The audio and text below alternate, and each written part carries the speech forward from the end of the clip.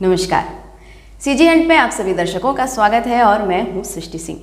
विष्णुदेव साय ये वो नाम है जो छत्तीसगढ़ में भारतीय जनता पार्टी के प्रदेश अध्यक्ष की पहचान है। तीसरी बार भारतीय जनता पार्टी ने विष्णुदेव साय को छत्तीसगढ़ की कमान सौंपी है। राजनीतिक चश्मे से देखें तो ऐसा माना जा रहा है कि 2023 में इसका लाभ भारतीय जनता पार्टी को जरूर मिलेगा।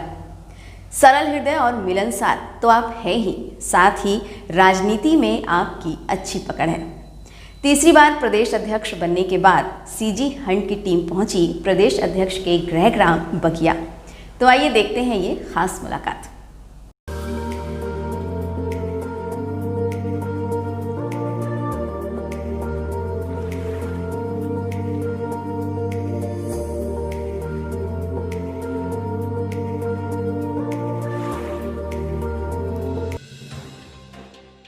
छत्तीसगढ़ माटी की गाथा, आओ तुम्हें सुनाता हूँ।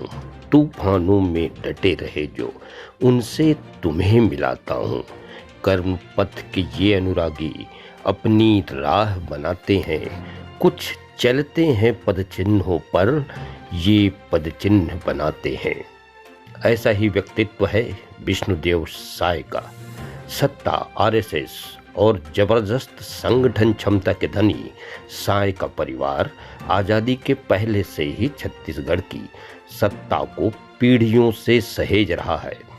विधायक रहे दादाजी ने देशभक्ति का जो पाठ सिखाया, ये उसी का ही नतीजा है कि विष्णुदेव साय ने बगिया जैसे छोटे से गांव में सरपंच से लेकर सांसद तक का सफर पूरा किया। वर्ष 1999 से 2014 तक आप रायगढ़ के सांसद रहे। 2 बार अध्यक्ष पद संभालने के बाद विष्णुदेव साय को छत्तीसगढ़ में तीसरी बार पार्टी की कमान सौंपी गई है। मिलनसार, सरल हृदय और दूरदर्शी सोच के धनी विष्णुदेव साय के अध्यक्ष बनने से प्रदेश में पार्टी को मजबूती मिली है और छत्तीसगढ़ में भारतीय जनता पार्टी में उत्साह का माहौल है। आरएसएस में गहरी पैठ, आदिवासी चेहरा, डॉक्टर रमन सिंह के करीबी और बेदाग छवि के धनी विष्णुदेव साय छत्तीसगढ़ में पार्टी को नई ऊंचाइयों तक जरूर लेकर जाएंगे। भारतीय जनता पार्टी जो आज देश ही नहीं दुनिया की सबसे बड़ी पार्टी है, उसने तीसरी बार प्रदेश अध्यक्ष का दायित्व दिया है और इसके लिए मैं भारतीय जनता पार्टी का आभारी हूं।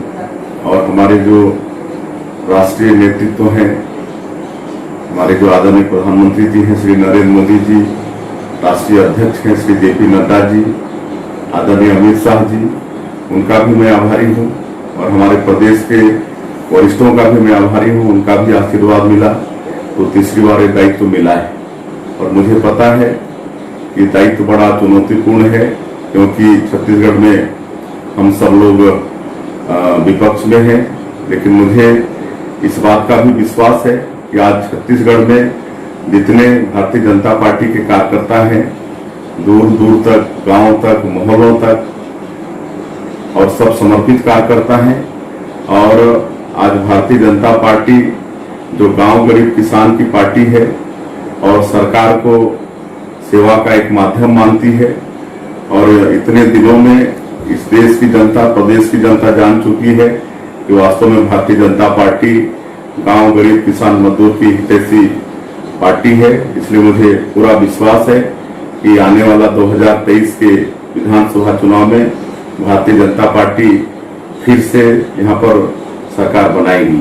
कांग्रेस पार्टी जो एक समय बड़ी पार्टी थी, उनका एक छत्र राज पूरे देश में चलता था, उनके प्रधानमंत्री हुआ करते थे, उनके मुख्यमंत्री हुआ करते थे हर प्रदेशों में।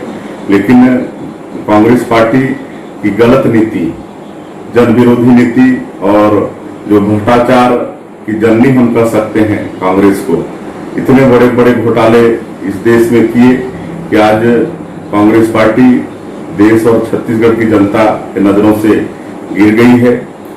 हम यहाँ छत्तीसगढ़ भूपेश बघेल की कांग्रेस की सरकार की भी बात करना चाहेंगे। जिस लोक लुभावन घोषणा पत्र के आधार पर ये सरकार में आए, आज मैं ये दावे के साथ कह सकता हूँ कि 1.5 साल में ही कांग्रेस की सरकार जनता की नजरों से गिर चुकी है, क्योंकि ये सरकार हर मामले में, हर मोर्चे में विफल हुई है। चाहे वो किसानों का कर्जा माफी का बात हो, या फिर शराबबंदी की बात हो, या फिर किसानों को धान का कीमत 2500 रुपये क्विंटल देने की बात हो, ये हमारे बेरोजगार भाई बहनों को रोजगार देने की बात हो।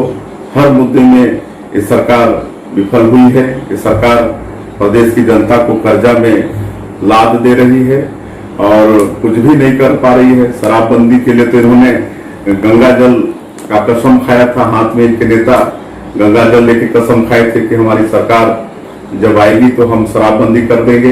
लेकिन कोरोना महामारी जैसे समय में भी शराबबंदी के बजाय ये और ज्यादा शराब बिकवा रहे हैं। गली खोमचे में शराब बिक रहा है। आज कोचिया भारी मात्रा में पनप गए हैं शराब बिक्री के लिए। तो हर मुद्दे में ये सरकार फेल हुई है। कर्जा माफी आधा अधूरा हुआ है। शिक्षित बेरोजगारों को बेरोजगारी भत्ता देने के लोग चर्चा नहीं कर रहे हैं।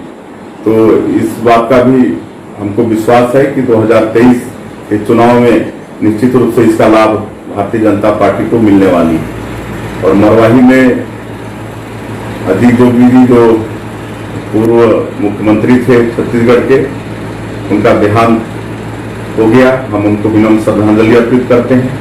उनकी सीट खाली हुई है तो उसमें उपचुनाव होगा और इसके लिए भी पार्टी कमर कस कर लड़ेगी और उसमें भी चुनाव जीतेगी।